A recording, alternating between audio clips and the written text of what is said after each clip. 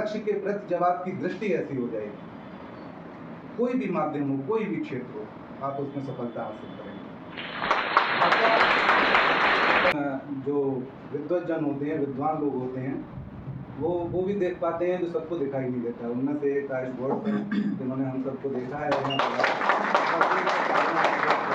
बहुत बधाइयाँ, बहुत बहुत आभार रेनेसा परिवार को और आयुष गौड़ सर, इन्होंने इतना अच्छा यहाँ कार्यक्रम एक आयोजित किया है, जिसमें सभी भाषा के विद्वानों को बुलाकर अलीगढ़ में जितने भी उनके संपर्क में आ सके उन्होंने सम्मानित करने का ये जो बीड़ा उठाया है, निश्चित रूप से ये सभी शिक्षकों में एक ऊर्जा का संचार करेगा। दूसरी बात जो मैं कहना चाहता हूँ, साहित्य में हमने एक चैप्टर पढ़ा था, राम वृक्ष बेनीपुरी का नींव की ईंट। उसमें कहा गया है कि नींव में जो ईंट 7 हाथ नीचे धंस जाती है, उसके ही कारण कंगूरे की ईंटों की शोभा कई गुना बढ़ जाती है। कंगूरे की ईंटें इसलिए वहाँ पर शोभायमान हो रही हैं, ऊपर दिखाई दे रही हैं, सुंदर दिखाई दे रही हैं, क्योंकि कहीं ना कहीं नींव की ईंट ने अपना बलिदान दिया है।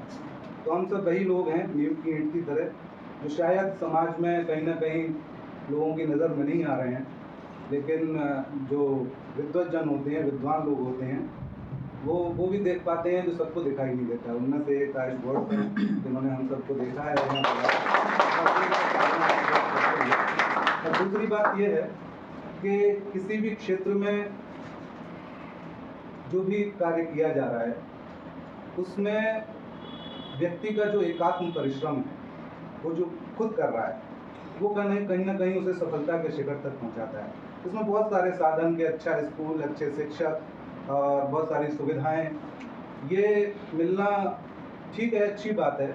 लेकिन एक छोटी सी कहानी है कि द्रोणाचार्य के यहाँ 100 कौरव और 5 पांडव एक साथ शिक्षा लेते थे। सारी व्यवस्थाएं एक जैसी थी, शिक्षक भी सबके लिए एक ही था। लेकिन द्रोणाचार्य ने जब एक कृत्रिम पक्षी को पेड़ पे टांगा और सबको बुलाया बारी बारी से और कहा कि इस चिड़िया की आंख में संधान करो, इसमें निशाना लगाओ। युधिष्ठिर को बुलाया, उन्होंने कहा धनुष उठाओ, बाण उठाओ, संधान करो। और जैसे ही उन्होंने धनुष खींचा तो उन्होंने युधिष्ठिर से पूछा कि क्या दिखाई देता है। उन्होंने कहा गुरुदेव, पेड़ दिखाई दे रहा है, आकाश दिखाई दे रहा है, पत्तियां दिखाई दे रही हैं, चिड़िया दिखाई दे रही है, चिड़िया की आंख भी दिखाई दे रही है। तो उन्होंने कहा अभी रुक जाओ, धनुष नीचे रखो। भीम को बुलाया, क्या दिखाई देता है। उन्होंने भी कहा कि पेड़ है, चिड़िया है, आंख है, सब कुछ है। उन्हें भी रोक दिया। अर्जुन का नंबर आया, अर्जुन को बुलाया, अर्जुन से कहा कि अर्जुन संधान करो। अर्जुन ने तीर साधा और उसके बाद पूछा गुरुदेव ने कि क्या दिखाई देता है अर्जुन। उन्होंने कहा गुरुदेव बस चिड़िया की आंख दिखाई देती है।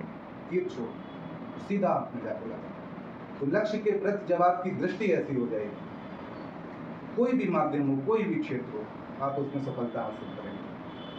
भाषा और दूसरा उदाहरण इसी में, एकलव्य, जिसके पास तो गुरु भी नहीं था, उन्होंने गुरु की मूर्ति बनाई और उसके सामने अभ्यास करना शुरू किया।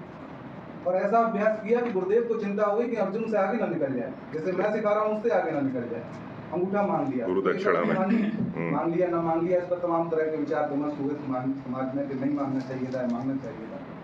लेकिन मैं बता रहा हूँ, साधन और बहुत सारी जो चीज़ें आपको सहयोग करती हैं आगे बढ़ने में, उनसे सबसे ज़्यादा ज़रूरी है आपका एकात्म परिश्रम, आपका लक्ष्य के प्रति दृष्टिकोण, आप अपने लक्ष्य के प्रति कितने सजग, ये आपको लक्ष्य तक पहुंचाने में, सफलता के शिखर तक पहुंचाने में पूरी भूमिका निभाता है।